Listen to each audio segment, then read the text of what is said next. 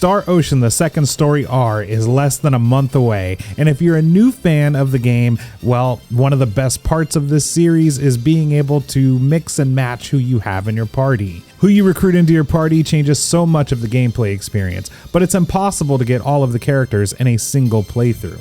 But if you plan your route, you can choose which characters you want to take accordingly. And if you do it right, you can get all of the characters in 2 playthroughs. In this video, we're going to cover all of the characters in Star Ocean: The Second Story R, as well as the best party compositions, and we're going to talk a little bit about each of the characters and how they play so you can make the best possible informed decision for your playthrough. But before we get into it, I'm Solace, this is Solace and Dread. We produce analytical content as well as reaction videos, primarily focused around Square Enix, Nintendo, and Capcom publications. Be sure to follow us on Twitter, formerly known as Twitter. We're actually doing a giveaway of a copy of this game for PS4. I bought an extra copy trying to secure a collector's edition. So if you want a chance at it, go ahead and follow us over there, and we'll be doing a giveaway shortly after the game releases. Just so you know, the footage shown today will be sourced from the 3 different versions of the game, since at the time of recording this, the game isn't actually out yet. So there will be very slight differences in the shots between the PSP, PS1, and the remakes, but it's all generally very close to the same. You're a smart gamer, I know you can figure out the slight differences.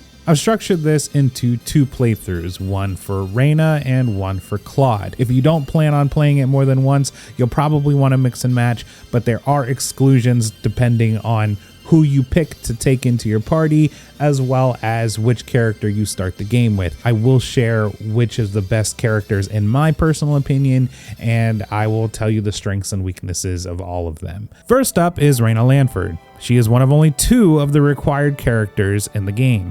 Rena is an inhabitant of the planet Expel in the unassuming village of Arlia. Unless you start with her, you will meet her very early on in a chance encounter that sets the plot of the game in motion. She's had a mysterious healing power for most of her life, and is the game's primary healer. She's probably the best AI healer in an RPG since Donald Duck in Kingdom Hearts. I fucking hate that duck. She's a well-written character and a fantastic buff and heal bot, but there's no decision to make here whether you start with her or you choose to play with Claude. Either way, she's going to end up in your party and there's no way around it. So the summary for Rena: great healer, great character in the story, but her offensive abilities are a bit lacking. Now there's Claude Kenny, the other main protagonist and mandatory character. Claude is the son of 2 of the main characters in the first game, Star Ocean: First Departure, Ilya and Ronix. He's an ensign in Earth's Pan-Galactic Federation, and through his own stupidity, he found himself transported to the underdeveloped planet of Expel, where our story begins. In typical JRPG fashion, he's one of the best characters in the game, getting some amazing techniques very early on. He has great stats, good range, great attack speed, and is a solid addition to any party. You literally can't miss him, so... The summary for Claude: great short to mid-range fighter, great abilities, good character in the story. The only really bad thing I can say about him is he drains his MP pretty hard in the early parts of the game. Now moving on to our first optional character, Celine Jules. She's a treasure hunter, a black mage waifu, and one of the game's few magic casters. She temporarily joins your party early in the game, but then you have the option to give her the boot after your mission with her concludes. If you say no, you don't get another chance, so choose carefully. The early Star Ocean games made casters pretty useless if they weren't healing, but now that magic doesn't always freeze combat and can hit multiple times, she's worth considering. She's essential to the plot very early game, but her relevance falls off a little bit later.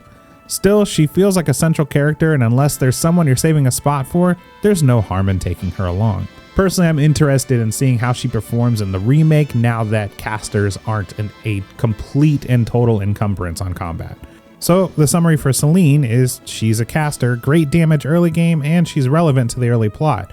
But she is outshined by the other magic caster, Leon, and her English voice acting is pretty bad. Next up is Ashton Anchors, the unlucky swordsman that, shortly after meeting him, is possessed by a pair of dragons. Really, he's unlucky. When you recruit him into your party, go check his talents. It's random what you get, and if he doesn't come with anything good, reload your save and try again. It matters for item creation. Ashton fights with a pair of short swords, and while he struggles a little bit early game, late game he becomes one of the most competent fighters of the entire cast. While he's an optional character like Celine, he too feels like a central character, having entire areas and lengthy side quests dedicated specifically to him. It's subject to change, but taking Ashton into your party in the original games, you don't have to complete his side quests. I have a strong feeling that changes in Stars from the Second Story R with the temporary guest mechanic. To recruit him after finishing the story quest in Mars, when you go to the town of Harley, you'll see two guys talking about a dragon sighting in the Salva mines near the front of the town. Head back to Salva and enter the mines to find him engaged with the dragons to begin the quest. Be aware, if you take Ashton, that bars you from taking two other characters that you meet later on, Opera and Ernest. So the summary for Ashton is that he's a physical short to mid-range fighter. He has strong moves late game, and he's an awesome character. He does struggle early game and excludes two other characters, not to mention he can come with some pretty bad talents. Next comes Welch Vineyard. Welch is a recurring character in all of the games and has varying degrees of relevance to the plot. This is one of those times where she has almost zero relevance, but she's still a fun character to have in the party. She's quirky, funny, and one of the staples of the series. She's largely associated with item creation in general, but in this game, she's playable. She's a physical fighter using her handy stick to do battle. Welch is not particularly good or bad at anything. She has a few useful moves later in the game, but she doesn't really outshine anyone else. She is fun to play though. She's right in the middle of the pack when it comes to the fighters. Certainly not a wasted slot. To recruit her, simply enter a private action in the city of Liqueur right after the Tournament of Arms in the main story. Walk towards the castle and she will fall most literally into your lap. So the summary for Welch is she's a physical short to mid-range fighter, decent stats and decent moves, but she's not particularly great in any aspect. After that comes Precis Newman, the extremely quirky and hyperactive teenage inventor that you'll meet as soon as you enter the town of Linga after the Tournament of Arms. Precis is accompanied by a couple of robots that she often uses in combat. She's a physical fighter and does battle with a pair of robotic arms. She's a formidable fighter and viable for post-game content. You'll first meet her after the Tournament of Arms when you first enter the town of Linga. To recruit her, leave town and then re-enter in a private action. As Rena, find her house and talk with her father. As Claude, you can locate her near Bowman's pharmacy. Again, this is subject to change in the remake. Be aware, if you take Precis, this excludes you from recruiting Bowman. We'll cover him in the Claude playthrough. The summary for Precis is she's a physical short to mid-range fighter and a great moveset, but she is harder to get weapons for early game and she bars you from getting Bowman. Now we come to the formidable Diaz Flack. Diaz is the mysterious, brooding, long-haired swordsman that is required in every JRPG. He's kind of an asshole to everyone around him, but he's Rena's friend, so you gotta deal with him. Diaz is a sword fighter like Claude and is arguably the best physical fighter in the entire game. His best combat abilities are actually the ones he comes with too. Personally, if he's in my party, he's the character I tend to control the most. As far as recruiting him, despite him joining you a few times prior, you won't have the opportunity to officially recruit him until visiting the Liqueur front line during the main story, just after visiting the Hoffman ruins. On that note, he only joins your party if you start the game with Rena. If you start with Claude, he will not offer to join. Summary for Diaz is he's a great short to mid-range fighter, he has amazing abilities, and he comes equipped with some of his best techniques. However, he cannot be obtained on Claude's playthrough, and he's a bit of an asshole. That moves us on to Chisato Madison, the determined and overly zealous reporter that you'll have some run-ins with later in the game. Technically, she's the last character that you can recruit, and it's only an option if you still have space for her. She's a physical fighter and fights using a stun gun. Her combat is short-ranged, but she has some range in her battle techniques. Some of her moves are truly amazing and are among the best of the entire game. To recruit her, when you visit the Cave of the Red Crystal in the later half of the game, make sure to explore the cave until you see her drop her ID card while she's following you. Go pick it up, then head back to Central City, show her the card, and you'll have the opportunity to recruit her. So the summary for Chisato is that she's a physical short-range fighter with a great moveset, and the only thing is she's obtained pretty late in the story. Now we're going to flip to Claude's playthrough to cover the rest of the cast. So, skipping both Celine and Ashton, We'll start with Opera Vectra. Opera is a fellow alien like Claude and has crash landed on Expel, made apparent by the third eye in the middle of her forehead. She's in search of her boyfriend Ernest and will join you to aid in her search. Opera is a physical fighter and uses a rifle. She's also one of the best characters in the game, and in the original game she was used in some of the cheese strategies with her healing technique. But she's good outside of that strat too. To recruit her, head to the tavern in the town of Hilton after the Tournament of Arms in the main story. She'll mention that she's looking for someone with 3 eyes, and you'll mention that you saw him in Cross. Follow her to Cross and get permission from the king to enter the Mountain Palace. Wander your way through this super annoying maze and eventually you'll find her in there, where you can have her join your party. Make note, if you take her, this excludes you from taking Ashton. And if Ashton is in your party, you will not have the chance to recruit her at all. In the original games, you would have had to do a private action in the town of Cross in order to spot Ernest, but in the remake, they made that automatic. So if you're watching this for the original games, make sure you do the private action in Cross Castle first. So the summary for Opera is that she's a mid-range fighter except for her regular attack, with great abilities. She even has an amazing healing ability, and she's the only way to get Ernest. However, it's hard for her to get weapons early game, and taking her excludes you from taking Ashton.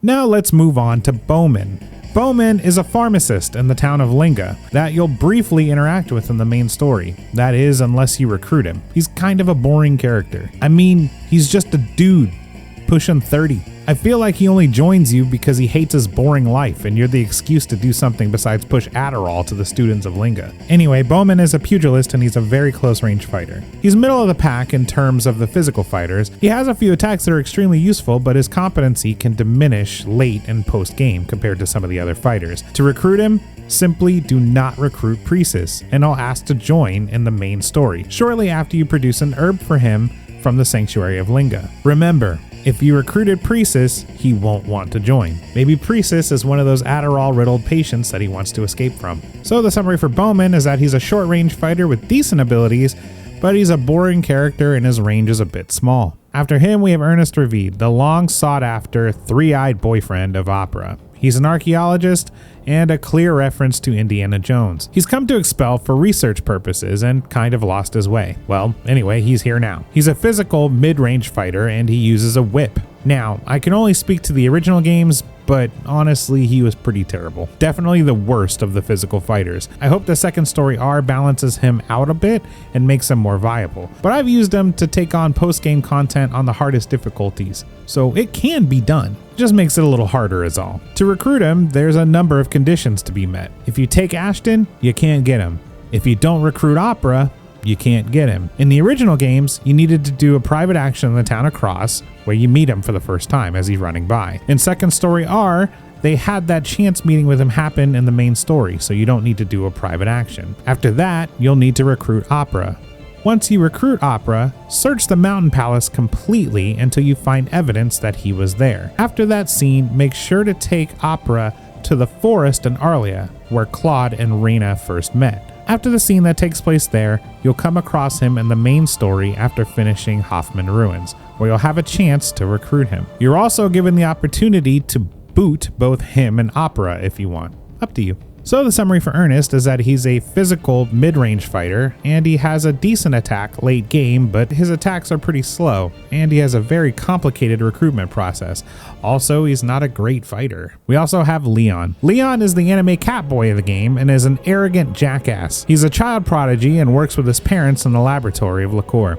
You'll meet him after your encounter with Bowman and Keith in Linga. He's another one of the game's magic casters, and frankly, he's probably the best of the offensive magic casters. Sorry, Celine. While normally I'm very much anti-spellcaster, I fully intend to pick him up on my first playthrough in Star Ocean Second Story R, since his magic is multi-hit and it doesn't have to freeze combat. He actually could be a top-tier character this time around. He joins your party temporarily on the way to Hoffman Ruins, but to recruit him in the official capacity, you can only do so in a playthrough that you started with Claude. You'll have the chance to bring him into your party shortly after you arrive on the continent of El. The summary for Leon is that he's a caster and probably has the best offensive magic in the game, but he's an annoying character and a glass cannon, and he's only obtainable on Claude's run. And the last character to cover here is Noel Chandler. Noel is a director of a nature preserve, and you'll meet him in the second half of the game. He's a hybrid caster for both offensive and healing magic. Admittedly, he's probably the worst character in the original games. At the time of making this, it's my hope that they've balanced him out a little bit. His offensive magic isn't as good as Celine or Leon, and his healing abilities are worse than Rena, with no buffs or no way to raise the dead. With other characters that are better at their respective roles, it's kinda hard to want to use him. I'm still gonna give him a try in the remake though, cause maybe he's better? Anyway, to recruit him, you just need to have room in your party still at that point, and just play the main story until the end of the Red Cavern scenario, where he'll ask to join. Or you can leave him to die alone in the cave.